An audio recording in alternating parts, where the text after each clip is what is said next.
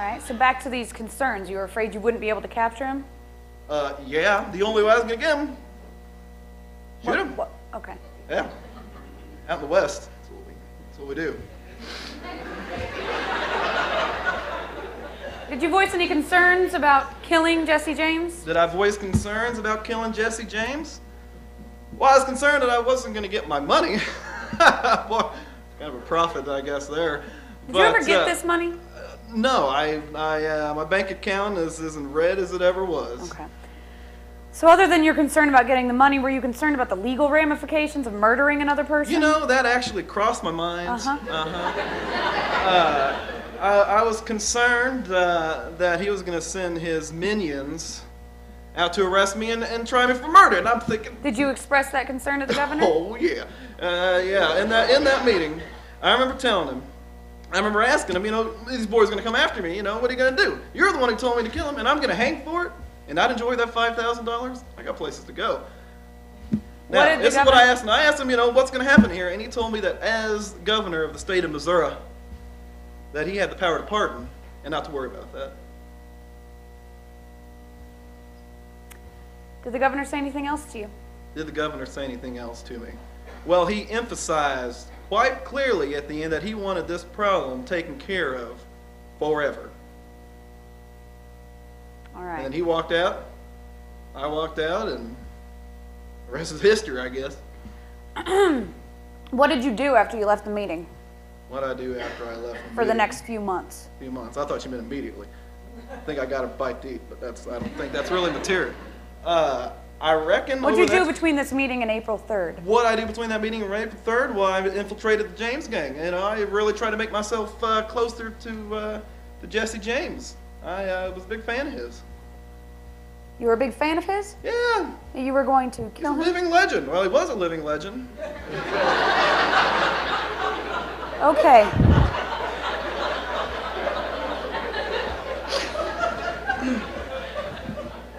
Mr. Ford, on the morning of April 3rd, where were you?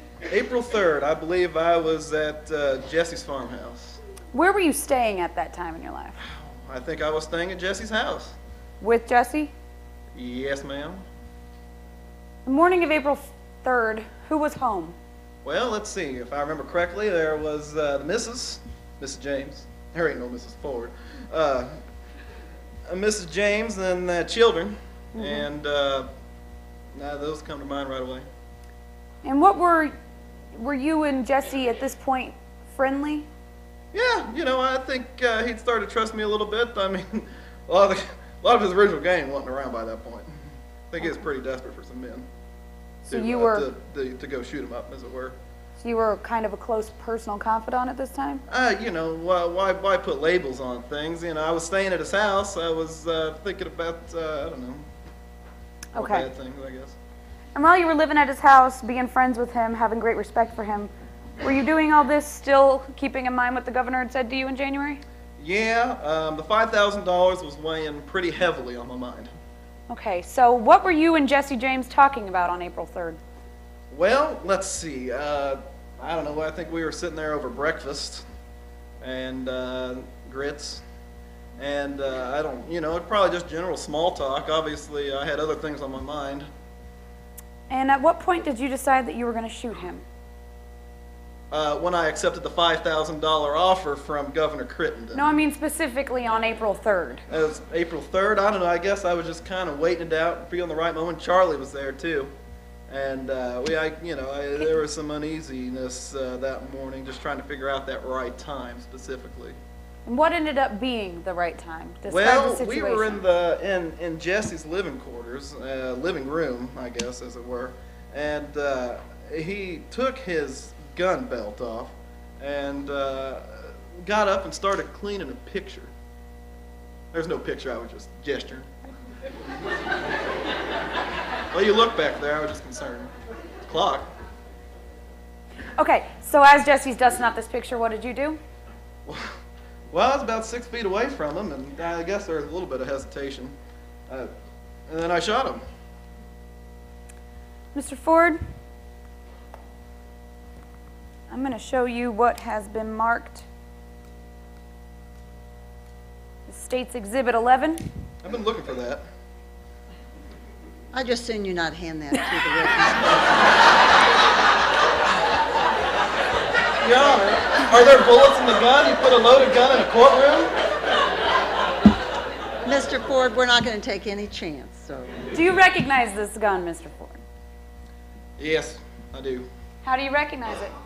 Well, I reckon that was the gun I used that morning. Haven't seen it since. This But, is yeah, that's the one. this is the gun you used? That's correct. Your Honor, I move for Exhibit 11 into admission. Okay. Court will proceed Exhibit 11 in evidence. Now, Mr. Ford, I'm going to ask you to take a look at what's been marked as State's Exhibit number 23. If you look up at the screen. All right. Do you recognize that?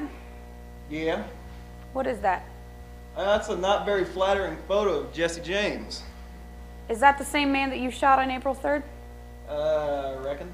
His eyes are closed. Your Honor, the state moves for admission of Exhibit 23. Okay. 23 is admitted.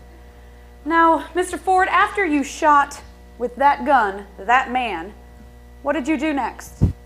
Got the hell out of there. And what did you do after that? I sent a telegram. Now, who did you send a telegram to? The Honorable Thomas T. Crittenden, Governor of the fine state of Missouri. So after murdering a man, you telegraphed the governor. That's correct. And what did you tell him? I told him Jesse James is dead. Well, I didn't add your friend. I thought about it. It cost more money. And I just wrote, Jesse James is dead. Bob Ford, St. Joseph. Now, fast forwarding 2 weeks to April 17th, 1882, you pled guilty to the murder of Jesse James, didn't you? I did. And this was in Buchanan County, Missouri? Uh-huh. And were you sentenced that day? I was. What were you sentenced for? Sentenced to? Death, hanging. Were you worried when you got your death sentence? Yeah, slightly. About 2 hours and 15 minutes later, what happened? 2 hours, 15 minutes, I was pardoned by Governor Crittenden, bless his soul. Did you know that there would be a pardon if you pled guilty to killing Jesse James? Oh, I was really counting on it. Ms. Moreland? Ms. Moreland? Thank you. No further questions. Thank you. Cross-examination. Yes, Your Honor.